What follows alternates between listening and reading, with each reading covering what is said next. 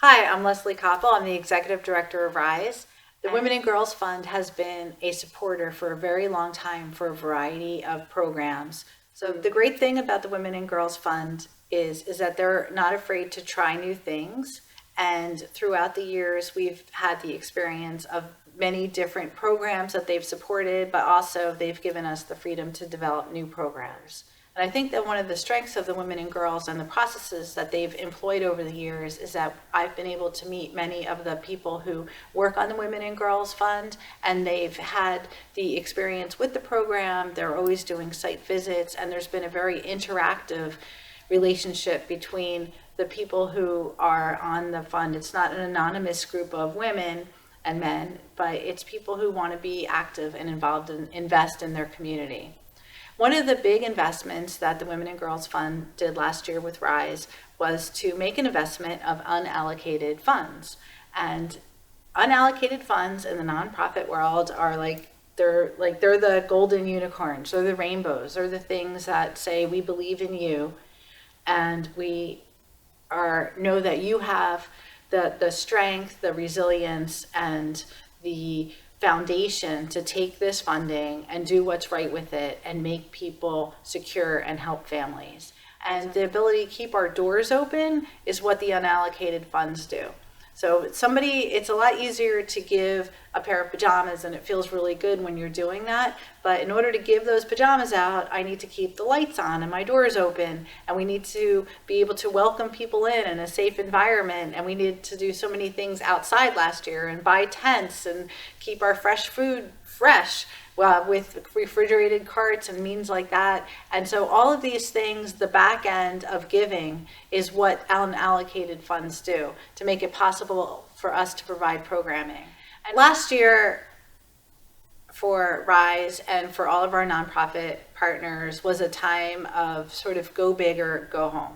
And when we got the funding from the Women and Girls and that essential support, it enabled us to go big. Unallocated funding is a really special gift for nonprofits, and we were able to use it in order to create homes and safe places for people and keep family units intact. So I just wanted to say thank you to the Fund of Women and Girls for coming through last year and having the confidence in RISE and saying to us that we believe in you, we're going to help you at a time of need, and you did.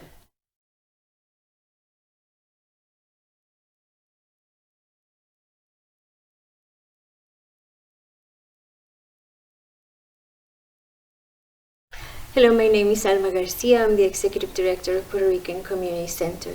Thank you very much for the devices and the hotspots you provided for our 90 children and our 90 families. We appreciate it. We are a bilingual preschool program serving Trenton residents since 1975. And so we applied for this COVID relief grant with the thought that we wanted to close the gap of the digital divide for children in our city. And that was the original purpose of it. But throughout, we discovered that so many other things happened that were very new. And so what we found throughout the grant was unimaginable. The pandemic exposed us to having to do the program through a virtual form. And so we learned that teachers were making such a big connection with families in their homes. They were finding out issues that were happening in the family that we would not know before. And because their bond was so much stronger of seeing the whole entire family every day, they were able to connect families to the family worker, to me, and to other resources in the community so that we can provide support services through these challenging times. It was also a surprise to find how much parents were invested in learning from the teacher who was modeling how do they support their children's learning through play. We always explain to parents, but I think it's hard to think children are just playing because they look like they're just playing. And it's hard to observe the connection between play and learning and see the progress, the English language acquisition, the literacy there's so many parts of the program that parents could not see because they're not there.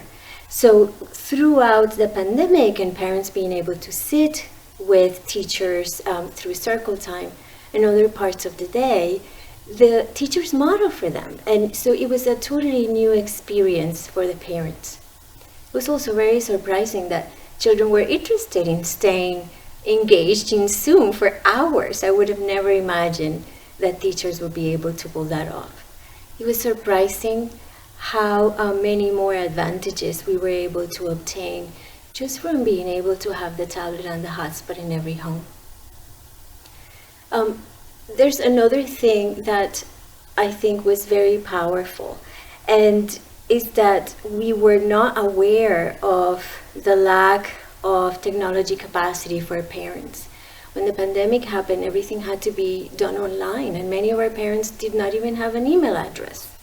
So we had to be able to support them with how to obtain all the services that they needed through technology. But they had a hotspot in the home, so at least they had Wi-Fi, and we could call them and take them through what they needed to do. So with the tablet and the technology, it just went so much further that we would have been able to imagine or be able to tell you when we asked for the grant, because it was kind of a beautiful surprise, but very surprising in times that we never experienced before. So thank you so much for making that happen for us.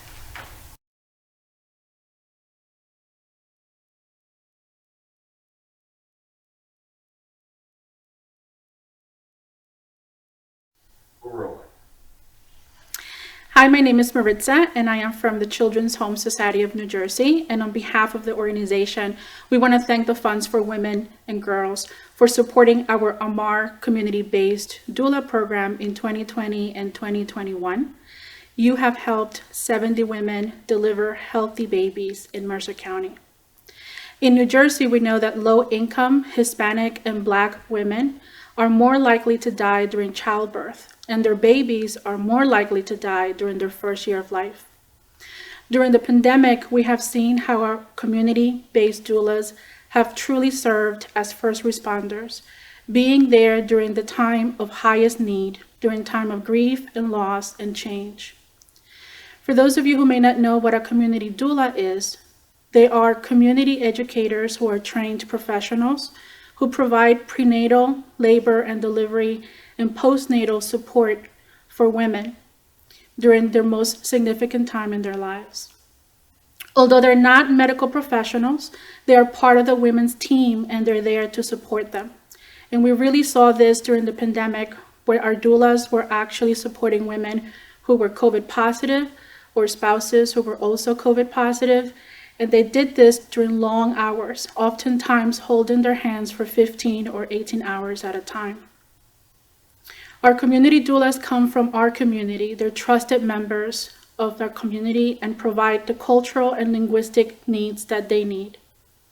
We also know that during this year, our data demonstrate that our outcomes have been significantly better and far exceed the numbers for Trenton, Mercer, and the state of New Jersey for some birthing communities.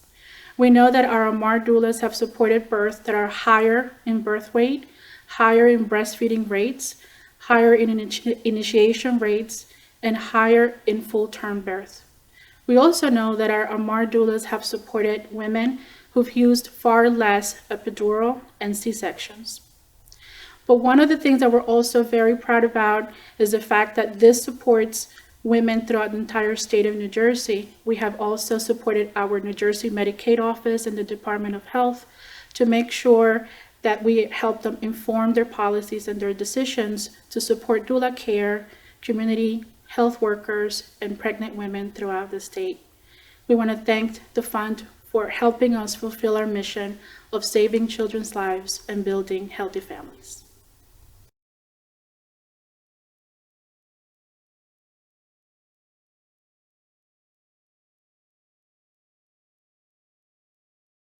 Hello, my name is Dr. Nicole McGrath, the founder and CEO of KinderSmile Foundation. We would like to thank the Funds for Women and Girls for providing us with funding to help support our PPE, as well as to initiate the first cohort of perinatal health and wellness program, the mothers who are uninsured. We were blessed to open up our doors, KinderSmile Community Oral Health Center, Trenton, in the thick of COVID, approximately 1 year ago.